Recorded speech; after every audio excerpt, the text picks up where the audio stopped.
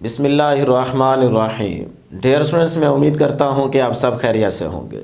Dear students, हम class 12 chapter 20 atomic spectra को लेकर चल रहे हैं। आज की इस वीडियो में हमारा टॉपिक है क्वांटाइज्ड रेडियाई। याद रहे ये टॉपिक इस चैप्टर 20 का बोर्ड के पॉइंट ऑफ व्यू से इंपॉर्टेंट लॉन्ग क्वेश्चन है, तो अब इसको लॉन्ग के पॉइंट ऑफ व्यू से तैयार करेंगे। बहुत ही आसान टॉपिक है, मैथमेटिकल डेरिवेशन होगी, स्टेप बाय स्टेप चलेंगे इंशाल्लाह। मेरे साथ साथ चलेंगे तो आपको आज का ये टॉपिक अभी बैठे बैठे तैयार हो जाएगा। तो फिर स्टार्ट करते हैं। क्वांटाइज्ड रेडियाई, रेडियाई कहते हैं रेडियस के सम को। इससे पहले जो वर्ड यूज़ किया जा रहा है क्वांटाइज्ड, इसका क्या मतलब होगा, तो क्वांटाइज्ड को पहले समझते हैं। डियर स्टूडेंट्स, अगर आपको याद हो ना, क्लास 11 चैप्टर नंबर 5 में आप ये बात पढ़ चुके हैं कि अर्थ के अराउंड सैटेलाइट जो है ये किसी भी ऑर्बिट में रिवॉल्व कर सकता है। दोबारा सुन लें, अर्थ के अराउंड सैटेलाइट्स जो हैं वो किसी भी ऑर्बिट में रिवॉल्व कर सकते हैं, बस उस ऑर्बिट में रहने के लिए उसको सर्टेन वेलोसिटी की ज़रूरत पड़ती है। ये बात आप पढ़ चुके हैं ना। लेकिन एटम के केस में ऐसा नहीं होता कि न्यूक्लियस के अराउंड किसी भी ऑर्बिट में इलेक्ट्रॉन रिवॉल्व कर ले, ऐसा नहीं होता। बल्कि न्यूक्लियस के अराउंड कुछ फिक्स्ड ऑर्बिट्स होते हैं जिनके अंदर इलेक्ट्रॉन रिवॉल्व कर सकते हैं। ये बात आप इसी चैप्टर के प्रीवियस लेक्चर में बोहर के अकॉर्डिंग बड़ी डिटेल में डिस्कस कर चुके हैं। तो फिर वही बात थोड़ा सा रिपीट करते हैं। यानी कि एटम के केस में ये होता है कि अगर हमारे पास ये पहला ऑर्बिट है जिसके सेंटर से इस ऑर्बिट तक का जो डिस्टेंस होगा वो क्या कहलाता है, रेडियस ऑफ ऑर्बिट r1। अब जो इलेक्ट्रॉन है वो इस ऑर्बिट में रिवॉल्व कर सकता है। इसी तरह से जो सेकंड ऑर्बिट आपको नजर आ रहा है ये वाला n = 2, तो सेंटर से लेके यहाँ सरकमफेरेंस तक या ऑर्बिट तक का जो डिस्टेंस होगा उसे क्या कहेंगे, रेडियस ऑफ ऑर्बिट r2। तो इस ऑर्बिट में भी इलेक्ट्रॉन रिवॉल्व कर सकता है। इसी तरह इस ऑर्बिट में भी इलेक्ट्रॉन जो है वो रिवॉल्व कर सकता है। लेकिन डियर स्टूडेंट्स याद रखिएगा, इस ऑर्बिट और इस ऑर्बिट के बीच में यहाँ इलेक्ट्रॉन रिवॉल्व नहीं कर सकता, जबकि अर्थ के अराउंड किसी भी ऑर्बिट में सैटेलाइट रिवॉल्व कर सकता है। लेकिन एटम के केस में ऐसा नहीं होता। एटम के केस में इन दोनों ऑर्बिट्स के बीच में यहाँ इलेक्ट्रॉन रिवॉल्व नहीं कर सकता। इसी तरह इन दोनों ऑर्बिट्स के बीच में यहाँ इलेक्ट्रॉन रिवॉल्व नहीं कर सकता। इसका मतलब न्यूक्लियस के अराउंड कुछ फिक्स्ड ऑर्बिट्स हैं जिनके अंदर इलेक्ट्रॉन रिवॉल्व कर सकता है, हर ऑर्बिट में नहीं कर सकता। तो फिर ये जो मैं वर्ड यूज कर रहा हूं ना कि कुछ फिक्स्ड ऑर्बिट्स हैं, तो फिक्स्ड याद रखिएगा, मतलब कुछ स्पेसिफिक ऑर्बिट्स हैं, फिक्स्ड ऑर्बिट्स हैं। तो फिर यहां पे क्वांटाइज्ड का मतलब क्या है, फिक्स्ड। देखें, कुछ फिक्स्ड रेडियस होंगे या रेडियाई ऑर्बिट्स होंगे जिनके अंदर इलेक्ट्रॉन रिवॉल्व कर सकते हैं। ये है टॉपिक का नाम। सही हो गया जी, क्लियर होगी ना बात। तो अब हम डियर स्टूडेंट्स इन रेडियस को ना कैलकुलेट करेंगे। अब हर एक को अलग अलग करेंगे तो टॉपिक लेंथी हो जाएगा, तो क्यों ना एक पहले जनरल फार्मूला हम कैलकुलेट कर लें। अगर हमारे पास एक रेडियस का जनरल फार्मूला आ जाए तो फिर जिस ऑर्बिट की हम बात करेंगे 1 की, 2 की, 3 की, तो वो रेडियस भी हम इजीली कैलकुलेट कर सकते हैं। तो बेसिकली आज के इस टॉपिक में हम रेडियस को कैलकुलेट करने जा रहे हैं, ठीक है। तो इन फिक्स्ड ऑर्बिट्स में से किसी भी ऑर्बिट का रेडियस अगर कैलकुलेट करना हो तो कैसे करेंगे, इसके लिए पहले जनरल फार्मूला ड्राइव करेंगे, फिर उसके बाद आपको बताएंगे कि 1, 2, 3 आपने किस तरह से कैलकुलेट करने हैं। तो फिर स्टार्ट करते हैं डियर स्टूडेंट्स। सबसे पहले देखें रेडियाई की डेफिनेशन, 2 नंबर के लिए आपसे पूछी जा सकती है शॉर्ट क्वेश्चन में। तो कहता है the distance of electron revolving in a certain orbits. किसी सर्टेन ऑर्बिट्स के अंदर जो इलेक्ट्रॉन रिवॉल्व कर रहा होगा उससे डिस्टेंस कहाँ तक, from the centre of the nucleus. Nucleus के सेंटर से लेके उस ऑर्बिट तक का डिस्टेंस, जिस ऑर्बिट में इलेक्ट्रॉन रिवॉल्व कर रहा है, ये डिस्टेंस क्या कहलाता है, रेडियस ऑफ ऑर्बिट कहलाता है, या इसको रेडियाई कहते हैं। क्लियर जी। अब डियर मैथमेटिकल डेरिवेशन स्टार्ट करने से पहले ये डायग्राम आप जरूर समझेंगे और इसको बनाएंगे पेपर में, ठीक है। तो अब डियर स्टूडेंट्स सपोज करते हैं कि कोई भी हमारे पास ऑर्बिट हो सकता है, कोई से मुराद वो फिक्स्ड ऑर्बिट में से कोई, ठीक है। तो इन जनरल हम बात ये करते हैं कि ये एक ऑर्बिट है जिसके सेंटर में देखें क्या है, पॉजिटिव है ना, तो इसका मतलब प्रोटॉन रखा हुआ है, ठीक। तो इसके सेंटर से लेके इस ऑर्बिट तक का जो ये डिस्टेंस है ना, जिस ऑर्बिट में इलेक्ट्रॉन रिवॉल्व कर रहा है, तो वो डिस्टेंस क्या कहलाएगा, रेडियस कहलाएगा, जिसे हमने यहाँ पे rn से डिनोट किया हुआ है। यही rn हमें चाहिए, ठीक है। उसके बाद डियर स्टूडेंट्स यहाँ पे देखें उस ऑर्बिट में क्या है, इलेक्ट्रॉन। तो इलेक्ट्रॉन का मास जो है वो स्मॉल m से हमने उसको डिनोट किया हुआ है, और उस पर चार्ज क्या होगा, माइनस का e। इसी तरह अगर ये प्रोटॉन है तो इसका जो मास होगा वो कैपिटल M होगा, और इस पर चार्ज क्या होगा, प्लस का e होगा। क्लियर जी। अब डियर स्टूडेंट्स, इस पॉइंट के ऊपर अगर हम जो इलेक्ट्रॉन रिवॉल्व कर रहे हैं इसकी वेलोसिटी की डायरेक्शन देखना चाहें, जिसको आप टेंजेंशियल वेलोसिटी कह सकते हैं, लीनियर वेलोसिटी कह सकते हैं, तो वो इस पॉइंट पे क्या होगी, टेंजेंट टू द पॉइंट होगी।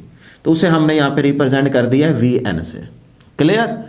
अब डियर स्टूडेंट्स, आपको पता है कि जब कोई चीज़ सर्कुलर पाथ में रिवॉल्व कर रही होती है, मूव कर रही होती है, तो वहाँ पे एक सेंट्रीपिटल फोर्स भी एक्ट कर रही होती है, जो कि उसको सर्कल में रखती है, बाउंड करके रखती है। सही है। तो यहाँ पे भी देखें, इलेक्ट्रॉन जो है वो ऑर्बिट में रिवॉल्व कर रहा है, तो इसका मतलब यहाँ पे भी एक ऐसी फोर्स ज़रूर लग रही होगी जिसने इलेक्ट्रॉन को इस ऑर्बिट में बाउंड करके रखा हुआ है। जी बिल्कुल लग रही है, और वो क्या है, सेंट्रीपिटल फोर्स। और सेंट्रीपिटल फोर्स की डायरेक्शन क्या होती है, टूवर्ड द सेंटर। तो यहाँ पे देखें, ये सेंट्रीपिटल फोर्स एक्सर्ट हो रही है जिसकी डायरेक्शन क्या है, टूवर्ड द सेंटर। अब ये सेंट्रीपिटल फोर्स खुद से नहीं आ गई, ठीक है। इससे पूछेंगे भी कहाँ से हो, या कि मैं खामखा, है ना, नहीं ऐसा नहीं है, बल्कि ये सेंट्रीपिटल फोर्स किसी की वजह से, मतलब इसको किसी ने प्रोड्यूस किया है। अब किस चीज़ ने यहाँ पे इसको भेजा है, पैदा किया है, तो याद रखिएगा इलेक्ट्रॉन और इस प्रोटॉन के बिटवीन यहाँ पे क्या है, इलेक्ट्रिक फोर्स। तो उस इलेक्ट्रिक फोर्स ने यहाँ पे सेंट्रीपिटल फोर्स को प्रोड्यूस किया है। ठीक है जी। तो इस तरह डियर स्टूडेंट्स ये डायग्राम आप याद रखेंगे। अब हमें यहाँ पे चाहिए ये रेडियस, ठीक है, कि जिस ऑर्बिट में इलेक्ट्रॉन रिवॉल्व कर रहा है उस ऑर्बिट का रेडियस क्या होगा। तो हम जनरल पहले फार्मूला बनाएंगे, इसलिए यहाँ पे हमने n से डिनोट किया हुआ है, आर एन को कैलकुलेट करेंगे, फिर 1 2 3 आगे आ जाएगा। ठीक है जी। कंसेप्ट क्लियर हो गया ना, यहाँ तक टारगेट आपको सेट कर दिया है कि भी हम करने का जा रहे हैं और हम किस किस तरह से चीज़ों को डिस्कस करेंगे। तो वो सारी बातें हमने आपको बता दी। अब हमारा टारगेट क्या है, इस आर एन का एक मैथमेटिकल फार्मूला ड्राइव करना। तो फिर स्टार्ट करते हैं डियर स्टूडेंट्स बोहर के सेकंड पास्टुलेट से। तो बोहर का सेकंड पास्टुलेट क्या था जी, यहाँ पे एंगुलर मोमेंटम जो है mv/r is equal to integral multiple of h/2π। यही थी ना हमारे पास बोहर का सेकंड पास्टुलेट की इक्वेशन। तो अब डियर स्टूडेंट्स आप क्या करें, देखें v के साथ क्या लगा दें, सब्सक्रिप्ट्स में n, और इसी तरह r के साथ भी n लगा दें। यही तो हमें rn कैलकुलेट करना है, ठीक है। और साथ में फिर vn भी एंड पे हम इंशाल्लाह फाइंड आउट करेंगे। अभी फिलहाल यहाँ पे फोकस कीजिएगा, एंड पे नहीं देखना। हमने कुछ चीज़ें पहले से मेंशन इसीलिए की हैं ताकि आपका टाइम जो है वो बच जाए। अगर हम इसको खुद ही सारा कुछ करते तो फिर ये वीडियो लेंथी बन जाती और आप फिर तवज्जो नहीं देते, ठीक है। तो यहाँ से फिर देखिएगा, अब यहाँ से ना अगर मैं vn को अलग करना चाहूँ, अभी हमें ज़रूरत तो नहीं है वैसे vn की, क्योंकि हमें तो रेडियस चाहिए, लेकिन एंड पे हमें ज़रूरत पड़ेगी। तो फिलहाल इसको अलग करके यहाँ पे रोक देंगे। तो vn अपनी जगह पे, ये n into H as it is right side पे रहेगा, 2π भी राइट साइड पे रहेगा, और rn क्या हो रहा है, मल्टीप्लाई v के साथ, इधर आके क्या हो जाएगा, डिवाइड हो जाएगा। सही है। और इसी तरह m को देखें तो ये भी इधर मल्टीप्लाई हो रहा है v के साथ, इधर आके डिवाइड हो जाएगा। तो ये डियर स्टूडेंट्स इक्वेशन बन गई, सपोज करें 1। ठीक है जी, इक्वेशन नंबर 1 बन गई। अब इसको रहने दें, हमारा टारगेट तो rn को कैलकुलेट करना है ना। अब डियर स्टूडेंट्स यहाँ से स्टार्ट करेंगे अगला स्टेप, कि यहाँ पे देखें इलेक्ट्रिक फोर्स और सेंट्रीपिटल फोर्स दोनों क्या हैं, इक्वल, यानी कि इलेक्ट्रिक फोर्स ने ही तो सेंट्रीपिटल फोर्स को पैदा किया है ना। तो फिर मैं कह सकता हूँ कि जो इलेक्ट्रिक फोर्स है वो यहाँ पे क्या होगी, Q1 Q2 over are square. अगर आपको याद हो इलेक्ट्रिक फोर्स क्या होती है, कूलम फोर्स, वो होती है जी Q1 Q2 over are square. इसी को देखते हुए यहाँ से आपने इलेक्ट्रिक फोर्स का फार्मूला बनाना है। तो मैं लिखूंगा जी electric force Fe is equal to Q1 क्या आ जाएगा E, और यहाँ पे भी क्या आ जाएगा, प्रोटॉन है तो इसका भी चार्ज क्या होगा, +E। अब यहाँ पे बच्चे ना थोड़ी सी गलती करते हैं। देखिए वो गलती क्या करते हैं कि इलेक्ट्रॉन का चार्ज है माइनस का E और प्रोटॉन का है प्लस का E। तो कहते हैं इसके साथ तो प्लस है, इसके साथ माइनस है, तो फिर यहाँ पे वो माइनस लगा देते हैं। याद रखिएगा आपने माइनस यूज़ नहीं करना, हम मैग्नीट्यूड ले रहे हैं। क्या ले रहे हैं, मैग्नीट्यूड, और मैग्नीट्यूड पॉजिटिव होती है। सही है। तो उसका भी चार्ज आ जाएगा, उसका भी चार्ज की मैग्नीट्यूड आ जाएगी। तो अब डियर स्टूडेंट्स ई को ई से मल्टीप्लाई करें तो ई स्क्वायर आ जाएगा। तो मैं यहाँ पे डायरेक्ट कर देता हूँ ई का स्क्वायर डिवाइडेड बाय क्या आएगा, आर का स्क्वायर। लेकिन यहाँ पे आर क्या हम मेंशन कर चुके हैं, आर एन, तो ये आ जाएगा आर एन का स्क्वायर। ठीक है यहाँ तक। तो डियर स्टूडेंट्स उसके बाद अगर हम सेंट्रीपिटल फोर्स की बात करें तो वो क्या होगी जी, वो हमारे पास होगी centripetal force F C is equal to M V square over R. अब v आ गया तो यहाँ पे क्या लगाएंगे n, और इसी तरह अगर r है तो यहाँ पे भी क्या लगाएंगे n लगाएंगे सबस्क्रिप्ट्स में। तो ये हमारे पास दो इक्वेशंस आ गई। अब इनको आप क्या करें इक्वल कर दें, क्योंकि इलेक्ट्रिक फोर्स जो है उसी ने तो सेंट्रीपिटल फोर्स को यहाँ पे प्रोड्यूस किया है, ठीक है, वही तो यानी कि सेंट्रीपिटल फोर्स है। तो फिर हम कह सकते हैं कि एफ ई जो है ये क्या है डियर स्टूडेंट्स, एफ सी के बराबर है, ठीक। तो फिर एफ ई की वैल्यू पुट करें यहाँ पे, के इस साइड पे हम ऐसा करते हैं क्योंकि अगले स्टेप में मैंने सी को इस तरफ लिखा हुआ है ना, तो कहीं गड़बड़ी ना हो जाए इधर उधर लिखने से, होता तो कुछ भी नहीं है लेकिन इस तरह याद रख लें, ठीक है जी। ये आ गई centripetal force is equal to electric force. अब सेंट्रीपिटल फोर्स का रिलेशन ये रहा, तो इसको लिखते हैं M V square divide by R N is equal to electric force क्या है जी, K E square divide by R N का स्क्वायर। अब डियर स्टूडेंट्स याद रखिएगा, यहाँ पे गौर से देखें, एक आर इस आर से क्या हो जाएगा कैंसल, यहाँ पे एक आर बचेगा। अब मैं अगले स्टेप में क्या करने जा रहा हूँ, मैं ना इस वी एन की जगह, ये जो आपको वी एन नज़र आ रहा है ना, इस वी एन की जगह मैं ये वाली वैल्यू पुट कर दूंगा, ठीक है। अगले स्टेप में यहाँ से देखें एम वी एन बचा और यहाँ से के E square over R N बचा, तो फिर मैं इस वी एन की जगह वैल्यू पुट करने लगा। इधर देखें ये एम एज इट इज़, ये एम आ गया, आगे v की जगह मैंने ये वाली इक्वेशन नंबर 1 में देखें वी एन किसके इक्वल है, N H over 2 pi R N M, वही वैल्यू मैंने यहाँ पुट कर दी। ऊपर देखें वी एन का स्क्वायर है ना, तो यहाँ पे मैंने स्क्वायर लिख दिया, clear, is equal to K E square divide by R N, तो ये आर एन आ गया। यहाँ तक किसी स्टूडेंट को प्रॉब्लम नहीं होनी चाहिए। अब चलते हैं आगे, इसी इक्वेशन को डियर स्टूडेंट्स ऐसा लिख सकता हूँ, एम एज इट इज, इधर स्क्वायर ओपन कर दें तो ये स्क्वायर ओपन हो गया, is equal to K square over R N as it is. तो इसे हम नाम दे देते हैं इक्वेशन नंबर 2 का। ये हमारे पास इक्वेशन आ गई जी 2, क्लियर। अब आगे चलते हैं। अब डियर स्टूडेंट्स यहाँ से देखें हमें क्या चाहिए, आर एन, तो यहाँ पे देखें जरा गौर करना है। अब ये आर एन क्या हो रहा है, डिवाइड, सही, इधर आके क्या हो जाएगा मल्टीप्लाई। तो इसका मतलब अगर मैं यहीं पे एक आर एन से कैंसिल कर दूं तो कोई फर्क पड़ेगा, नहीं पड़ेगा ना। इसका मतलब ये एक आर एन इस आर एन से हो जाएगा कैंसिल, ये आर एन चला जाएगा इस तरफ तो अकेला हो जाएगा आर एन, और के ई स्क्वायर जो है वो इस तरफ आके क्या हो जाएगा डिवाइड हो जाएगा। तो ये देखें एन स्क्वायर एच स्क्वायर अपनी जगह पे, और ये एक एम से कैंसिल, ये वाला m अपनी जगह पे, और इधर 4 पाई स्क्वायर अपनी जगह पे, ये के ई स्क्वायर जो है ये उधर मल्टीप्लाई है, इधर आके डिवाइड हो जाएगा, और ये जो आर एन डिवाइड हो रहा था उस साइड पे जाके अकेला हो जाएगा। तो ये देखें आर एन क्या आ गया, N square H square over 4 pi square K E square into M. यानी कि इस इक्वेशन से हमने इस आर एन को उस तरफ जाके मल्टीप्लाई कर दिया, तो वही आर एन जो है हमने कैलकुलेट कर लिया, क्लियर। अब डियर स्टूडेंट्स इसी फार्मूले को हम थोड़ा सा फर्दर इस तरह से भी लिख सकते हैं, सिर्फ आगे पीछे थोड़ा सा करना है, यानी कि इस वाली पूरी टर्म को हमने ब्रैकेट में लिख देना है अलग करके, बाकी वही है आर एन आ गया। ऐसा लिखने से पता है फ़ायदा क्या होगा, कि हम एक ऐसी इक्वेशन सेट करना चाहते हैं कि जो फर्दर ना ऑर्डर में हमें आंसर दे, ऑर्डर बनता जाए, सीरीज़ बन जाए, तो उस सीरीज़ के चक्रों में है, ठीक है। फिलहाल यहाँ पे देखें R N is equal to N square into H square over 4 pi square K E square M आ गया। अब इस सारे में ना देखें अगर आप गौर करें तो ये कांस्टेंट है, एच कांस्टेंट है, के कांस्टेंट, ई आप जानते हैं, एम भी क्या है फिक्स्ड है, ये तो चेंज नहीं हो रहा, इलेक्ट्रॉन का मास कांस्टेंट। तो फिर ये सारी वैल्यूज ना आप यहाँ पे पुट करके इस आर एन का आंसर निकाल सकते हैं। तो पहले हम ना इस रेड वाले ब्रैकेट के अंदर जो चीज़ है इसका आंसर निकालते हैं। तो H square over 4 pi square के स्क्वायर ओवर एम, ये हमने अलग किया।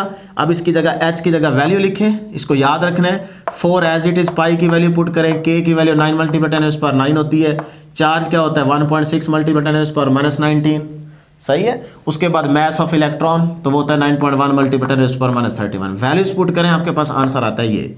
अब ये आपका पहला MCQ बन गया, ठीक है, ये आपका पहला MCQ आ गया। बताऊंगा कि क्या पूछेगा आपसे, बताता हूं अभी अब याद रख लें। अब इसी वैल्यू को डियर स्टूडेंट्स ऐसे भी लिख सकते हैं 0.053 आगे 10⁻⁻⁹ का 9 है ना, तो ये क्या बन जाएगा, नैनो बन जाएगा, प्रीफिक्सेस है। तो प्रीफिक्सेस और यूनिट के बीच में स्पेस नहीं होनी चाहिए, ये आप फर्स्ट ईयर में रूल्स पढ़ चुके हैं। तो ये आपके पास क्या आ गया जी, h²/4π² ke² m की वैल्यू आ गई। क्लियर। अब आ जाए जरा इस इक्वेशन में दोबारा, इस इक्वेशन को नाम दे देते हैं हम लोग, इसको नाम दे देते हैं जी इक्वेशन ए, इंपॉर्टेंट है ना। अब ए को दोबारा लें, Rn = n², ये n², इस सारे की जगह क्या आंसर आया है, ये वाला आंसर आया, तो मैंने आंसर लिख दिया। ये बन गई जी इक्वेशन बी, बड़ी इंपॉर्टेंट इक्वेशन आ गई है। अब इसका फायदा क्या है, देखें, अगर हमें चाहिए radius of first Bohr orbit, first orbit का अगर हमें रेडियस चाहिए तो हम क्या करेंगे, n की जगह क्या लिखेंगे, 1 लिखेंगे। ये हमारे पास इक्वेशन बी बड़ी इंपॉर्टेंट आ गई है ना, यानी कि एक r रेडियस की एक जनरल इक्वेशन आ गई है। अब जिस मर्जी ऑर्बिट में, यानी कि उन फिक्स्ड ऑर्बिट में से जिस मर्जी ऑर्बिट में इलेक्ट्रॉन रिवॉल्व करेगा उसका रेडियस हम कैलकुलेट कर सकते हैं, सिर्फ हमें इस n की जगह उसका ऑर्डर पुट करना होगा। तो फिर ये देखें, ये जनरल इक्वेशन आ चुकी है। अब हमें सपोज करें radius of first Bohr orbit चाहिए, तो हम क्या करेंगे, n की जगह 1 लिखेंगे। तो n = 1, मतलब पहले ऑर्बिट की बात हो रही है। तो फिर इस इक्वेशन में देखें, n की जगह 1 लिखा, आगे n की जगह क्या लिखा, 1, ऊपर स्क्वायर है तो स्क्वायर, आगे मल्टीप्लाई बाय ये वैल्यू। अब डियर स्टूडेंट्स ज़रा गौर करें, R1 इस 1 को इससे मल्टीप्लाई करें तो वही आंसर आएगा ना। इसका मतलब R1 का तो यही आंसर है, रेडियस 1, R1 का ये आंसर आ गया है। तो फिर मैं कह सकता हूं कि इस इक्वेशन बी को मैं ऐसे लिख सकता हूं, Rn n² as it is. भाई ये सारा आंसर किसका है, ये सारा आंसर किसका है, देखें ये आंसर तो है R1 का।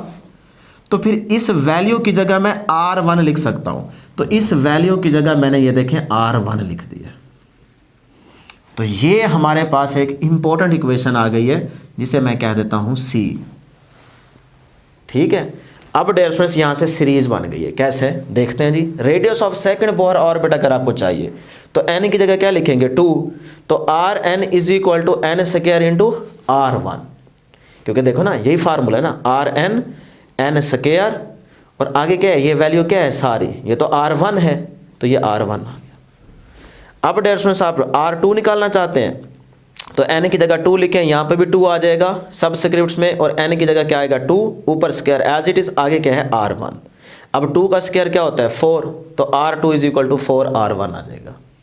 तो ये आपके पास रेडियस सेकंड बोहर ऑर्बिट का आ गया है। और इसको अगर आप फर्दर लिखना चाहें तो R1 की वैल्यू आपने याद कर रखी है MCQs के तौर पे, वो कितनी आ रही है, वो आ रही है 0.053 नैनोमीटर। इसलिए मैं कह रहा था कि ये MCQ है, यानी कि R1 का भी तो यही आंसर है ना। तो radius of first Bohr orbit ये आपका पहला MCQ है, बड़ा इंपॉर्टेंट, इसको याद रखना है। केमिस्ट्री में अगर आप देखें तो वो होता है 5.3 × 10⁻11 मीटर। मतलब इस पॉइंट को अगर आप थोड़ा सा इस तरफ मूव कराएंगे तो 2 प्लेसेस तक, तो आपके पास नैनो में 2 नंबर नेगेटिव में ऐड हो जाएंगे, तो वो आ जाएगा 5.3 × 10⁻11। तो इस तरह डिस्टेंस R1 की वैल्यू पुट करें, 4 से मल्टीप्लाई करें, तो radius of second Bohr orbit क्या आता है 0.21 नैनोमीटर आता है। तो ये भी आपका क्या होगा MCQ होगा। अब डिस्टेंस आपको आगे थर्ड ऑर्बिट का रेडियस निकालना हो तो आप इजीली निकाल सकते हैं। क्या करेंगे, सिर्फ n की जगह 3 पुट करेंगे, तो n का स्क्वायर है ना, तो 3 का स्क्वायर 9 हो जाएगा, तो वो हो जाएगा 9R1। तो फिर ये देखें सीरीज बन जाएगी, क्वांटाइज रेडियाई R1 पहला, फिर उसके बाद दूसरे ऑर्बिट का क्या आया 4R1, फिर क्या आया 9R1, फिर अप टू सोन, और लास्ट में क्या होगा n² × R1। ठीक है, तो ये आपके पास एक सीरीज बन जाएगी। तो ये था डियर स्टूडेंट्स आज का हमारा टॉपिक, जिसके अंदर हमने रेडियस को कैलकुलेट किया है। अब लास्ट में अगर यहीं से हम फ़ायदा लें और स्पीड को कैलकुलेट कर लें, क्योंकि आपकी फर्स्ट जो एग्जांपल है ना, वो पेपर में MCQs के तौर पे भी पूछी जाती है और शॉर्ट क्वेश्चन में भी आ चुकी है और न्यूमेरिकल में भी आती है। तो इसलिए फर्स्ट एग्जांपल में V1 की वैल्यू कैलकुलेट की गई है, यानी कि फर्स्ट ऑर्बिट में जो इलेक्ट्रॉन रिवॉल्व कर रहे हैं उसकी स्पीड क्या होगी। तो स्पीड को कैलकुलेट करने के लिए आपके पास Vn पहले जनरल फार्मूला होना चाहिए वेलोसिटी का, तो वो फिर हम यहीं पे देख लेते हैं। स्पीड ऑफ इलेक्ट्रॉन, इक्वेशन क्या है ये देखें, इक्वेशन 1 स्पीड की है ना, तो इसको दोबारा यहाँ पे यूज़ करें। ठीक है, और इसमें डिस्टेंस क्या करें, इस Rn की वैल्यू पुट कर दें। ये देख रहे हैं ना, ये आर एन है, इस आर एन की जगह मैंने ये वैल्यू पुट कर दी, ये आ गया आर एन। ठीक, अब ये सारी चीज़ जो नीचे वाली है ये ऑटोमेटिकली ऊपर चली जाएगी, तो इस तरह से बन जाएगा। ठीक है, ये देखें सारी वैल्यू ऑटोमेटिकली ऊपर आ गई है। क्लियर? अब जो चीज़ कैंसिल होती है वो कैंसिल कर लें और पीछे आपके पास फार्मूला बच जाएगा। तो ये देखें जी, ये 2 टू द 4, एक पाई से कैंसिल, और ये m से कैंसिल। उसके बाद क्या कैंसिल हो रहा है, एक n से कैंसिल, एक h से कैंसिल। तो आपके पास पीछे फार्मूला क्या बचेगा, Vn इज इक्वल टू, ऊपर से बच गया 2 पाई के E square as it is, और डिवाइड बाय नीचे क्या बन गया, एक n और एक h बच गया। लो जी, ये आपके पास फार्मूला बच गया। अब आप इसमें सारी वैल्यूज पुट करें। 2 कांस्टेंट है, पाई 3.14 है, के 9 मल्टीप्लाई 10 पर 9 है, और ई जो है 1.6 मल्टीप्लाई 10 पर -19 है, उसका स्क्वायर लें। n आपके पास क्या होगा, पहला ऑर्बिट है तो 1 आ जाएगा, h की value 6.63 multiply 10 raise to power -34।